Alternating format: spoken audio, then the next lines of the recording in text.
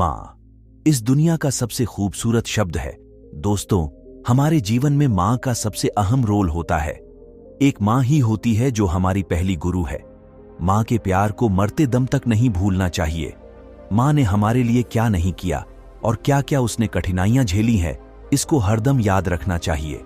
माँ हमारी आंख का तारा है। झूठे हैं सारे रिश्ते, केवल माँ का रिश्ता ही सच्चा होता है। वो इस दुनिया की सबसे खुशनसीब इंसान है जिस पर पिता का हाथ और माता का आशीर्वाद होता है। दोस्तों, आज हम एक ऐसी कहानी लेकर आए हैं। इस कहानी को सुनने के बाद आप अपने आंसुओं को नहीं रोक पाएंगे और आपको यह पता चल जाएगा अपने जीवन में माँ की कितनी अहमियत होती है। माँ तो माँ होती है। माँ के लिए हम अपना पूरा जीवन भी कुर्बान कर दें, तब भी हम माँ बाप का कर्ज अदा नहीं कर सकते। तो प्रिय मित्रों, अब कहानी शुरू करते हैं। माँ तो माँ होती है। हेलो माँ, मैं राजू बोल रहा हूं। कैसी हो माँ? मैं ठीक हूं बेटे। ये बताओ तुम और बहू दोनों कैसे हो? हम दोनों ठीक है। माँ आपकी बहुत याद आती है। अच्छा सुनो माँ, मैं अगले महीने इंडिया आ रहा हूं। जीवन के 70 साल गुजार चुकी सावित्री ने जल्दी से अपने पल्लू से आंसू पोंछे और बेटे से बात करने लगी। पूरे 2 साल बाद बेटा घर आ रहा था। बूढ़ी सावित्री ने मोहल्ले भर में दौड़ दौड़कर ये खबर सबको सुना दी। सभी खुश थे कि चलो बुढ़ापा चैन से बेटे और बहू के साथ गुजर जाएगा। राजू अकेला आया था। उसने कहा कि माँ, हमें जल्दी ही वापस जाना है, इसलिए जो भी रुपया पैसा किसी से लेना है वो लेकर रख लो, और तब तक मैं किसी प्रॉपर्टी डीलर से मकान की बात करता हूं। मकान? माँ ने पूछा। हाँ माँ, अब ये मकान बेचना पड़ेगा, वरना कौन इसकी देखभाल करेगा। हम सब तो अब अमेरिका में ही रहेंगे। बूढ़ी आंखों ने मकान के कोने कोने को ऐसे निहारा जैसे किसी अबोध बच्चे को सहला रही हो। आनन फानन और औने पौने दाम में राजू ने मकान बेच दिया। सावित्री देवी ने वो जरूरी सामान समेटा जिससे उनको बहुत ज्यादा लगाव था। राजू टैक्सी मंगवा चुका था।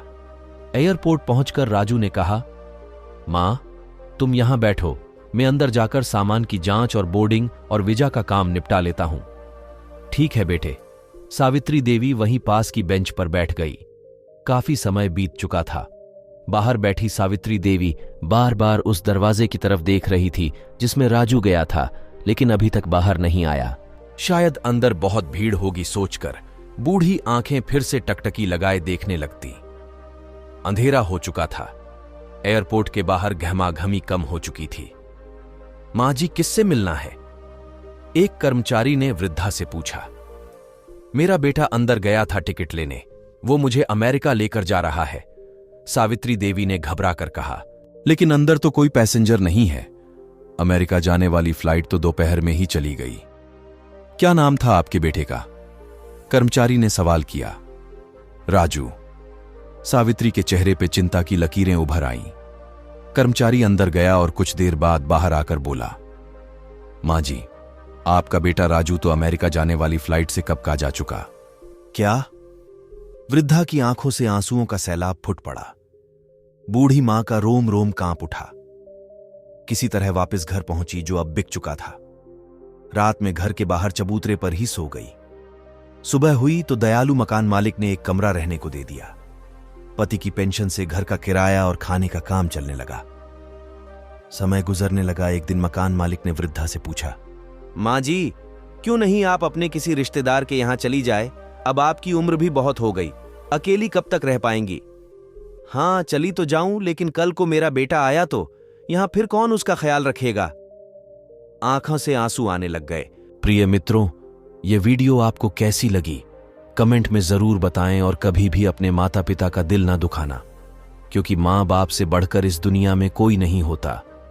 मां और पिता एक भगवान के स्वरूप होते हैं। इस कहानी में आपके लिए अच्छा ज्ञान देने की कोशिश की गई है। अगर आप इस कहानी से कुछ सीख कर जाएंगे तो हमें बहुत खुशी होगी। प्रिय दोस्तों, अगर आपको ऐसी कहानी की आवश्यकता है तो हमारे चैनल को सब्सक्राइब कर दीजिएगा। जो भी हम वीडियो बनाएंगे उसे वीडियो का नोटिफिकेशन आपके पास पहुंचता रहे और आपको ऐसी अच्छी अच्छी कहानी मिलती रहे और अपनी जिंदगी में बहुत ही खुशियां ला सकें। खुशियों को लाना, अपने माँ बाप को खुश रखना, यह जिंदगी आपकी है और इस जिंदगी को अच्छे से जियो। बाय।